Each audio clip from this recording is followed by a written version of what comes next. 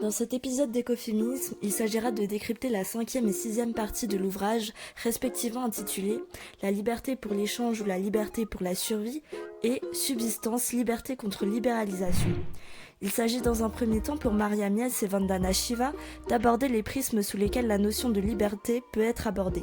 Sous le prisme d'autodétermination et de droit à l'intégrité pour Maria Mies et sous un prisme socio-économique pour Vandana Shiva qui explique que les accords du Gates, la libération et la multiplication des firmes transnationales ont grandement contribué à entraver la liberté et les droits des petits agriculteurs en Inde, sachant que ces derniers sont majoritairement féminins.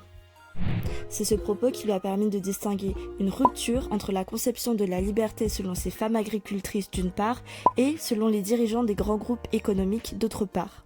Alors que la femme rurale en Inde associe la liberté à la liberté de produire dans le respect de la nature, les grands dirigeants voient la liberté comme le droit d'exploiter les ressources à des fins économiques, prenant comme fondement la liberté du consommateur qui consiste à détenir le droit de satisfaire ses besoins. De cette opposition, il a alors s'agi de révéler une distinction entre liberté d'une part et libéralisation d'autre part. Selon Maria Mies, cette distinction mène à plusieurs manières de percevoir l'économie, avec d'un côté une économie basée sur la recherche du profit et du rendement, et de l'autre une économie basée sur des principes moraux, un respect de l'environnement et des hommes autant que des femmes.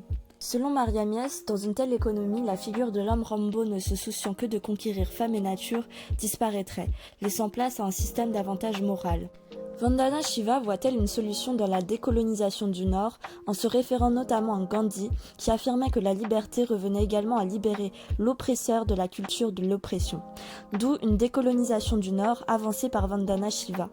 Une décolonisation qui doit être selon elle éthique afin de changer la perception égocentrée des hommes vis-à-vis de leur environnement et de la nature.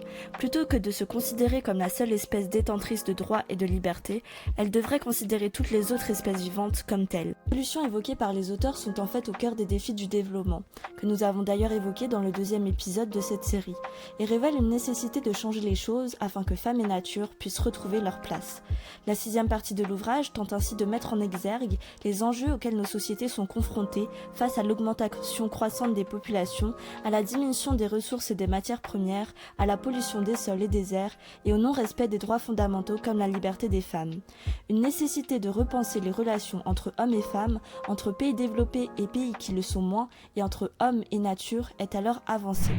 En conclusion, il y a peu à dire sur ces deux parties de l'ouvrage qui reprennent souvent des idées déjà avancées auparavant. L'idée principale à retenir réside dans la notion de liberté et dans la notion de perspective de développement. Quelle liberté, liberté ou libéralisation de la société? Comment penser la société de demain face aux défis de la population, de l'environnement et du développement?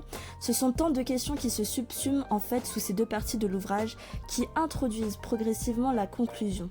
Une conclusion insistant sur la nécessité de porter l'écoféminisme et de lutter afin de parvenir à libérer femmes et nature du système patriarche et capitaliste en vigueur.